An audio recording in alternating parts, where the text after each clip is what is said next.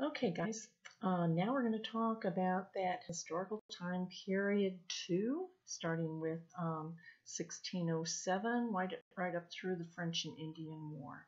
So let's to come to the United States. It's not the United States, Americas. Okay, so they established something called the London Company.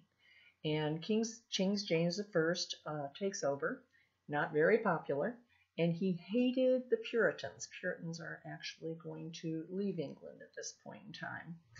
But he grants a charter in 1606 to the London Company, which is a joint stock company.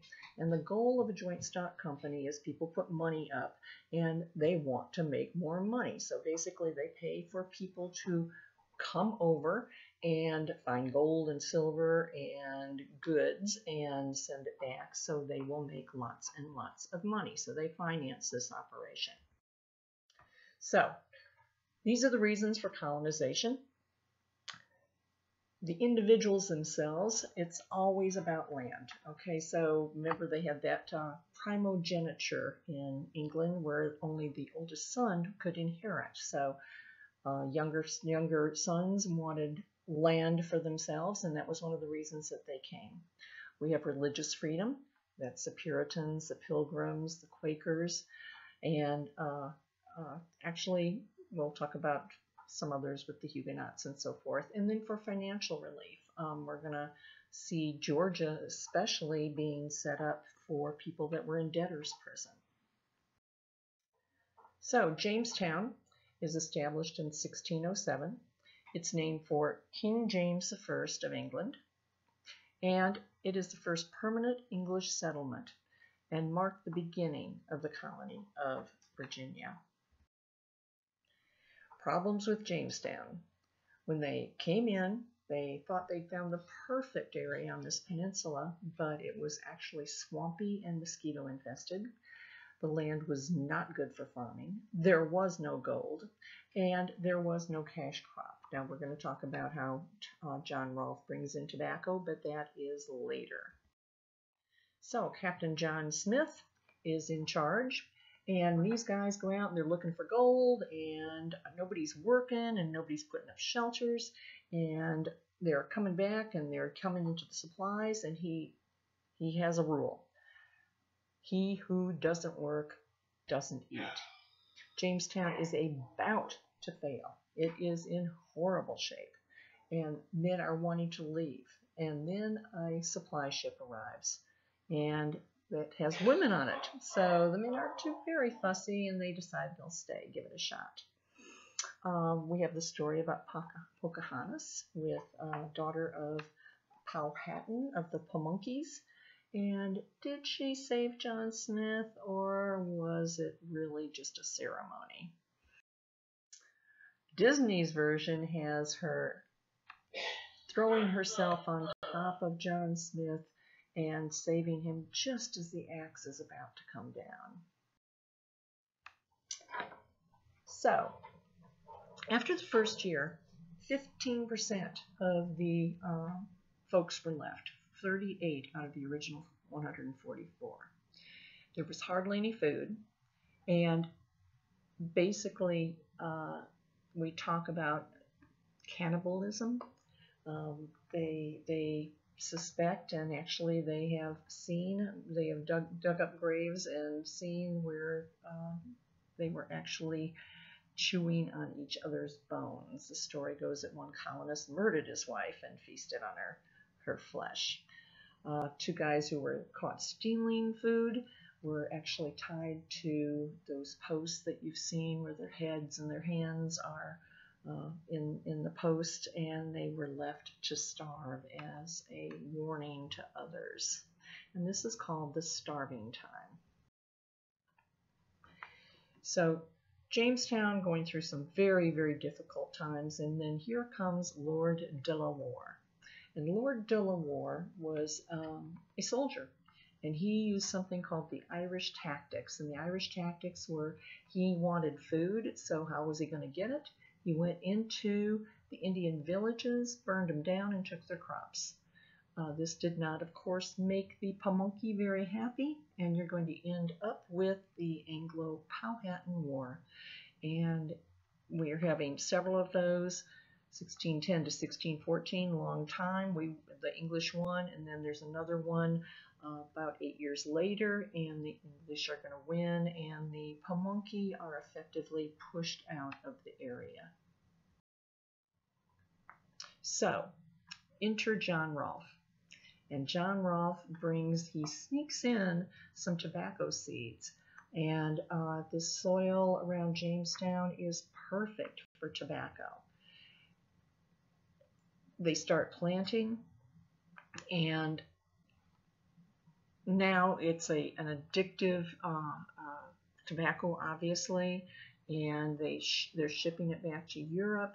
People are addicted to it, and there's more and more, and Virginia is going to thrive because of the cash crop of tobacco. Pocahontas has been kidnapped at this point in time, but she actually stays at Jamestown. She is converted to Christianity, and she changes her name to Rebecca. John Rolfe falls in love and marries Pocahontas. He actually takes her to England. They have a son, and she dies of pneumonia, and she is still very, very young. However, her son eventually comes back to the Americas, marries. He has many sons. They marry. They have many sons and daughters, and actually there are quite a few people who can claim that they are descendants from Pocahontas.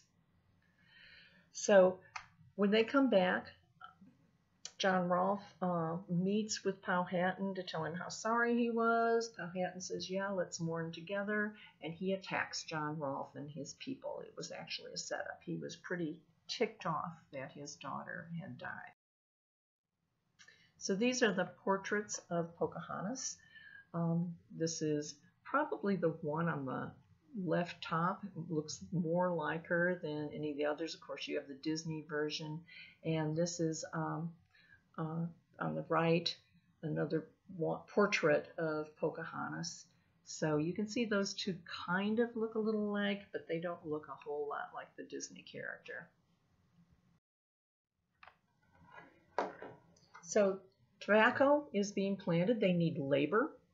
And what they come up with to get labor for the tobacco fields is a system called the headright system.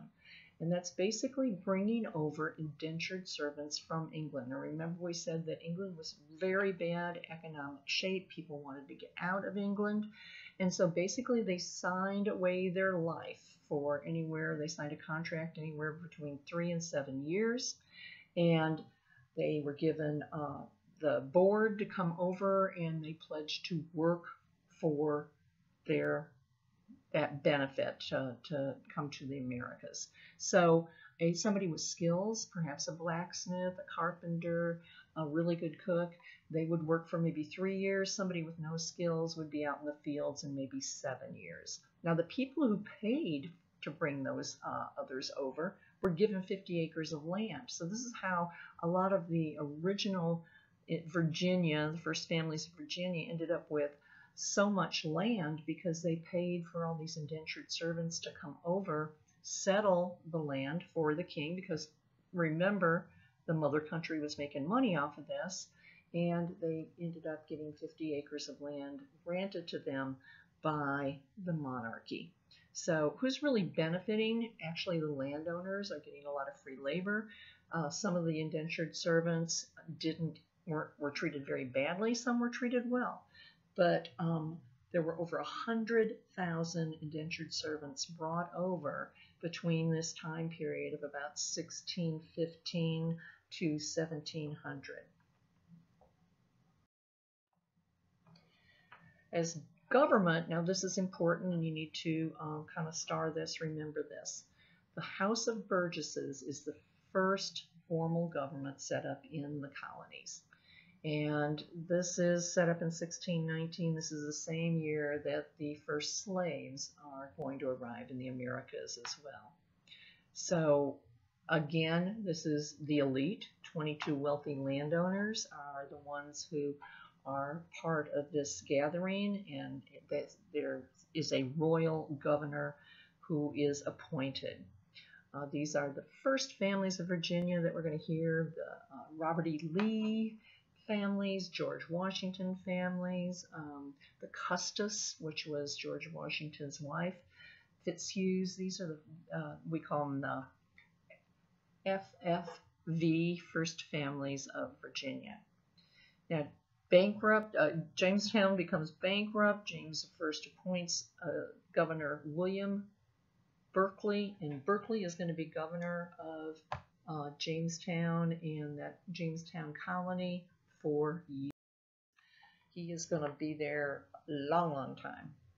Now, 100,000 indentured servants, and as these indentured servants are getting their freedom, they're wanting land. Well, there's no available land, so they're moving to the west.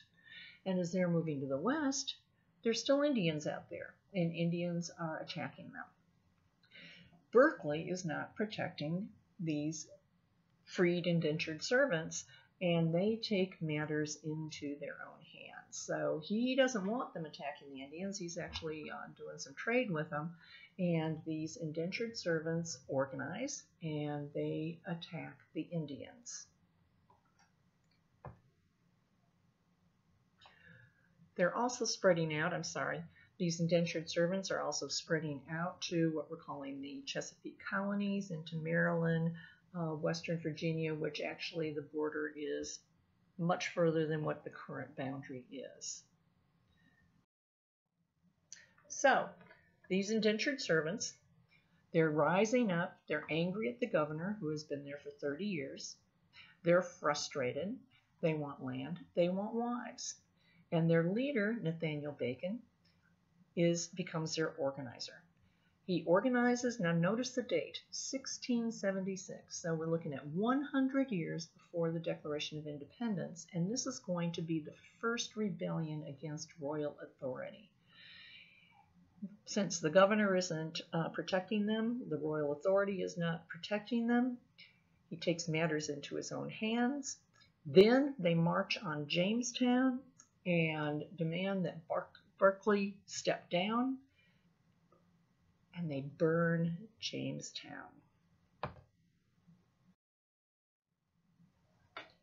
Note the date, 1676.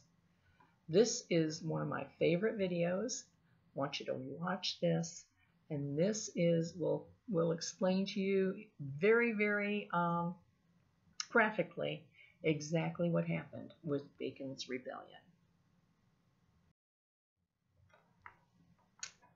So, in the aftermath, Bacon dies, dysentery. Berkeley crushes the rebellion. He executes rebels, and the royal authority is reestablished.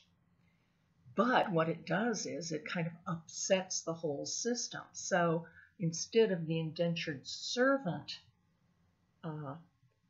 labor source, now they're looking for a less rebellious labor source. This is going to lead to expansion of the slave trade.